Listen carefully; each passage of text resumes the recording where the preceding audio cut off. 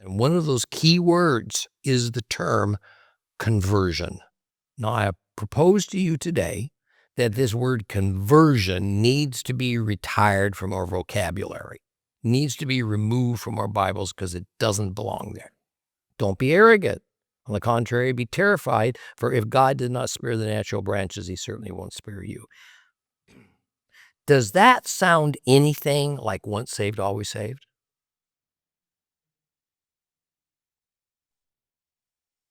See, here's the thing. As I brought up in our previous lesson, the punishment is not only earthly disasters, it's eternal disaster. When God brings up the matter of being cut off, kareth, in Hebrew, as the result, by definition, it includes eternal separation from him. This is for God's people just as much as is for the nations. Claimers of Messiah Yeshua in Romans 11:19 through 21. So you will say branches were broken off so that I might be grafted in. True, but so what? They were broken off because of their lack of trust. However, you keep your place only because of your trust. Don't be arrogant. On the contrary, be terrified, for if God did not spare the natural branches, he certainly won't spare you. Does that sound anything like once saved, always saved? The people of Jerusalem and Judah believed that as the branches of the metaphoric olive tree, they had become once detached, always attached in their theology. They felt that as Jews, they would be held harmless and would never suffer God's wrath. Yet they were cut off due to their lack of trust in God and his ways. We stand to suffer exactly the same thing. Therefore, we should not rest content. Rather, we ought to retain a healthy fear that we too can have our branches removed if that trust wanes or disappears altogether. So just when doom and gloom and the seeming end of everything and everyone looms on the horizon, verse 9 pops up to save the day.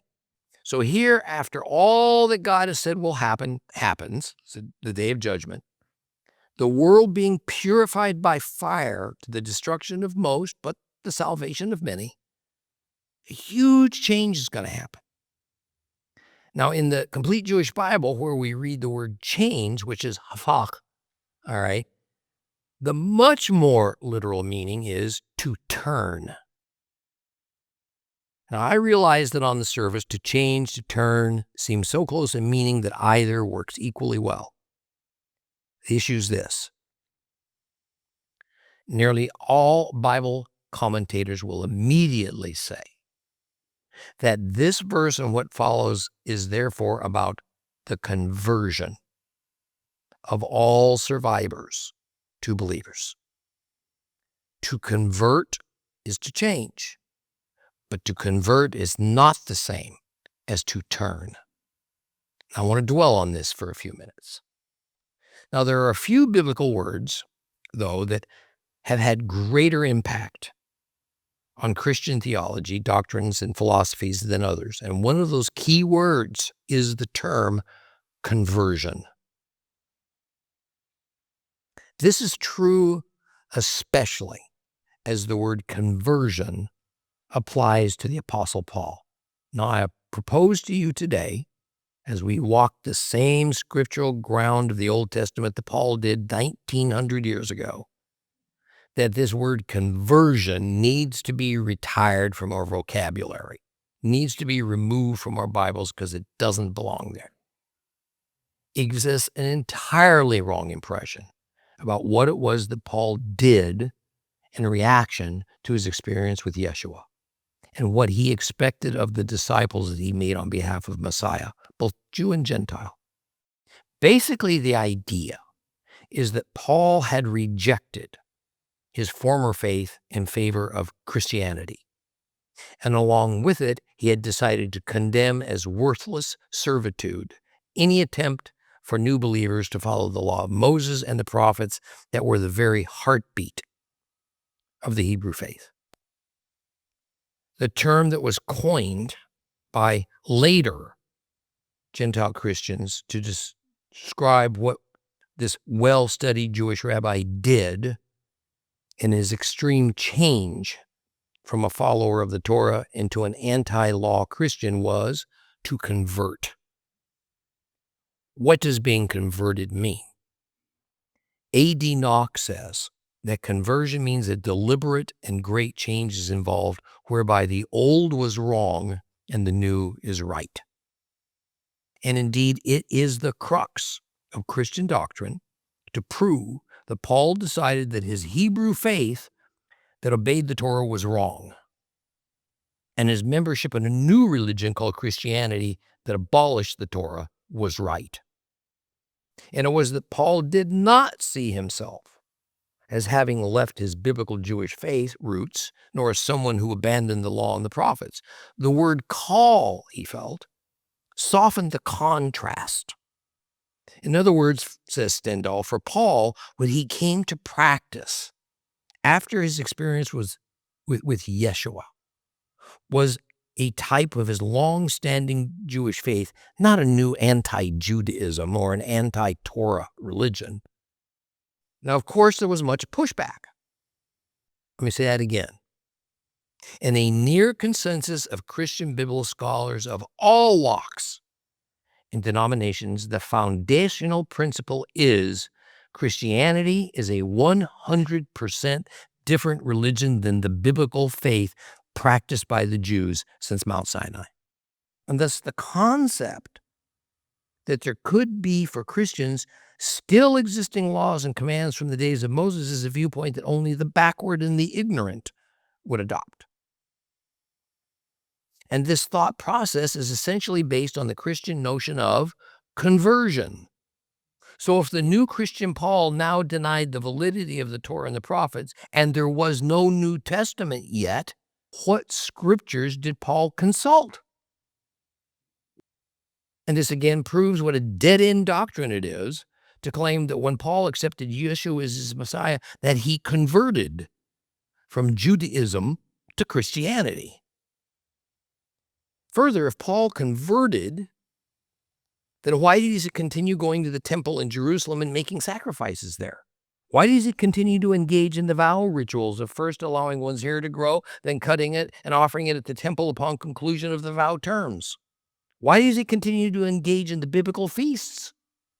It would certainly seem to be correct to say that Gentiles indeed made a sharp move from A to B, from the worship of the traditional pagan gods and idols to the worshiping of the God of Israel. See, here's the reason why the term convert still is inappropriate. It's misleading, even in this situation. A culture or ethnicity and their God were one and the same. So, if you're an Israelite, you automatically worship the God of Israel. If you're a Gentile, you automatically worship some other God. End of story. Such a Gentile has converted. They have literally and legally, religiously and governmentally changed their identity from being a Gentile to becoming a Jew. And surprise, Paul was against this. He was against conversion in any way that it can be properly defined. You see, the problem in using the word convert or conversion is that it confuses the situation that's being described in the Bible. The term convert entangles us in this idea that in Paul's day, Christianity was a religion created by Christ. That the term Christianity did not exist in Paul's time. Didn't exist. So if Gentiles were not to convert and become Jews, and there was no Christianity to convert to, then what was Paul's thought about what happened to him and what he was asking these Gentiles to do? For example, in 1 Thessalonians 1:9, we hear Paul say, you turned to God from idols. You strepho to God from idols in order to worship the true and living God. Interestingly, when the Greek got translated into Latin, the Latin word chosen was Converso. And then when the Latin got translated into English, the word chosen to use was convert. And these two consecutive translations only compounded the error. So the better and more accurate idea is one does not convert, but rather one turns when we accept Yeshua as Messiah. And so to illustrate, Paul likes to use the Roman concept of adoption. And the adopted person does not have actual physical blood or genetic connection to his or her adoptive family. Nonetheless, in a real legal way, and by means of a state of mind, this person becomes part of the family by mutual agreement. Thus, this is how we need to view what happened to Paul on the road to Damascus, and what Paul then expected of those Gentiles that he evangelized. He expected them to turn from their false gods to the true God. He expected them to see themselves as adopted into the family of Hebrews. Now, when we realize this, then we can drop this concept that Paul converted from something bad to something good, or that Paul left his Jewishness to become something else. Whatever change there is or is being asked is spiritual in nature, and the change is to turn from going one direction to another and better direction. Back to Zephaniah 3:9. The verse is, "For then will I turn to the peoples," a pure language. The people of the nations and from Judah are not going to be changed from who they are to something or someone else. Rather, they are going to turn from whatever their corrupted faith had become to the one true faith of the Bible and the God of Israel as it was always intended. For more teachings of real Bible study and to rediscover God's Word with Tom Bradford, visit Torah Class today on the web, streaming TV, or download the Torah Class mobile app.